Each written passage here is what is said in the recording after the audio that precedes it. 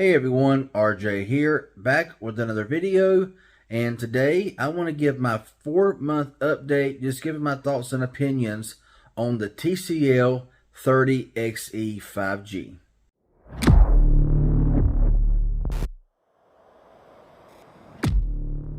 So before I even get started in with this video, I do want to say that I am recording with the Samsung Galaxy S22 Ultra. And I am using a filter for this video because this light over here, for some reason, when there's no filter applied, it just looks like it's blowing out the side of my face. I don't know. It just looks weird. So it's a little bit warmer. I'm recording a little bit warmer. I want to try this filter out here to see how it looks compared to previous videos done with this phone. So with that out of the way, I know that was just completely random, but I wanted to kind of get that out there. And I also want to give a big thanks to TCL for sending this phone out for review as well. So big thanks to them. Now, the TCL 30XE 5G is available on T-Mobile, Metro by T-Mobile, and I think Boost Mobile offers this phone as well. The pricing, look it up. I don't know the exact pricing on these phones. I have been using this phone on the T-Mobile network. Now, I do have T-Mobile Connect, which is a very cheap service that T-Mobile offers. But I only have that plan basically just to see if when T-Mobile ever puts coverage in my area, which may be waiting a long time for that. But anyway, the TCL 30XE 5G has been a good phone. Do they have an unlocked version? I'm not 100% positive. You might want to search that up, if you want to know if there's an unlocked version available for this phone. Now, also, this phone reminds me a lot of the TCL 20A 5G that I done just the other day from Visible. A lot of similarities, a lot of the same specs and everything. So the 30XE 5G and the 20A 5G kind of remind me of a lot of each other in a lot of ways. Now, I did do an unboxing a while back. You may have seen it, you may have hadn't, on the TCL 20XE, which was very underpowered in my personal opinion. But this being a 5G phone, it's going to either have, of course, the 480 Snapdragon, which is really nice, or the Dimensity 700 from MediaTek, which is also really nice. A big step forward in performance. So this phone here runs the MediaTek Dimensity 700, which has been proven to be a very good budget 5G chip that performs very well. And I'm not had really any issue with it. So, yeah, the processor, Dimensity 700, you also get 4 gigabytes of RAM and 64 gigabytes of onboard storage, which may not seem like a whole lot, and really it's not. I think that 128 gig over a certain price should be standard by now. But at least it's got an SD card slot. So, if you're big on taking pictures, videos, you can move all that stuff over to your SD card, leaving all that internal storage for your games, apps, and stuff like that. Now, again, like I mentioned before, the display. This has a 720p display. But TCL does such a good job with their displays, their Next Vision displays, that even their 720p displays look like cheaper 1080p displays. And I've said that before as well. That this right here has a IPS LCD display, 90 Hz refresh rate, a 20:9 aspect ratio with Dragon Trail glass. Now I'm not really sure how durable that is or whatever. So yeah, 720 by 1600, and the display looks crisp, looks clear. Can't really tell it here on camera, but it is a really nice display. Now, cameras on here have been pretty solid. I have taken a few pictures around the house, stuff like that. Just, a picture here, a picture there, a simple video here, simple video there. And of course, in this kind of lighting here where it's really low lighting, you're going to get very soft video, very grainy video, of course. If you go outside or if you're in really good indoor lighting, the camera is pretty decent, okay, front and rear. The 8 megapixel camera in the front can take some pretty good photos, especially if you're outside or, like I said, if you got very good indoor lighting. Now, like I said, I think give you the front-facing cameras 8 megapixels, you can record at full 1080, and for the rear cameras, you got 3, okay? So you have a 13 megapixel wide angle lens, and you got a 2 megapixel depth and macro sensor, okay? And can also record in 1080p at 30 frames per second. I will verify that because this right here is not always accurate. So, like I say, unless you are just in really low light and like this right here, you might get a good photo. You might get a fuzzy one. You might have a grainy one or whatever if you use flash, don't use flash or whatever. But if you go outside in good lighting, these phones are going to take very more than adequate shots for front and rear. I've not had any issue with it. There's a good amount of settings in there that you can play around with the camera and everything. So the cameras are pretty solid. But of course, if you want flagship cameras, then don't buy a phone this priced around the 150 range. That's what I'm going to guess of what the price is on this phone, because you're not going to get that. That's just the way it is. Now, battery life for me has been pretty solid. Got a 4,500 milliamp hour battery with 18 watt quick charge, Type C, and the battery is pretty solid. You can watch a lot of YouTube. If you want to watch, Netflix or whatever the case may be, if you want to play your games, if you just your everyday usage, you're going to get pretty good battery life. Of course, I don't like to do battery tests or tell you if you're going to get great battery or poor battery or mediocre or whatever, because everybody uses their phones differently.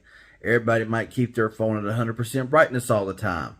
Some may keep it at 40% brightness. Some may have this turned on and that turned off. 60 hertz, 90 hertz, whatever. Everything affects battery life. So when it comes to this phone right here, for me, battery life is good. Get through a full day with no issue whatsoever. Going along with the performance, along with the battery life, gaming is good.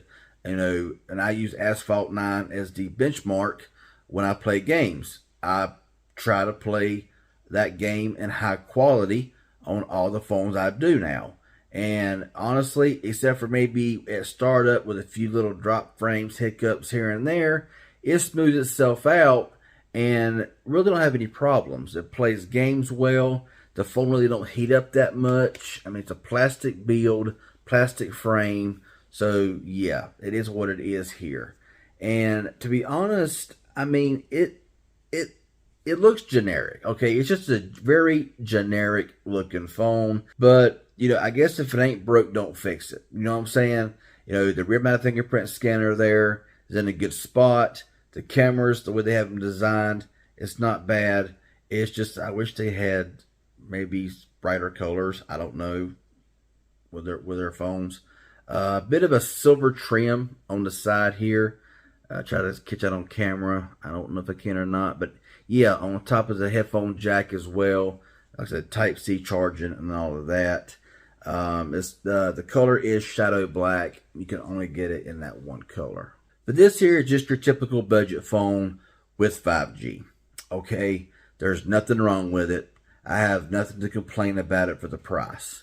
Okay, like I said, the storage 64 gigs. I think 128 should be the standard now, especially if you go over $100 on a phone. 64 gigabytes should not be a thing anymore. Even with the SD card slot, 128 should be the standard. As far as the biometrics go, of course, when you power the phone on, you can swipe up, put in your PIN, your pattern, your password, or just hit the rear mounted scanner back here and it opens right up. Just tap it and boom, it comes right up. It's quick, it's accurate every time that you do it.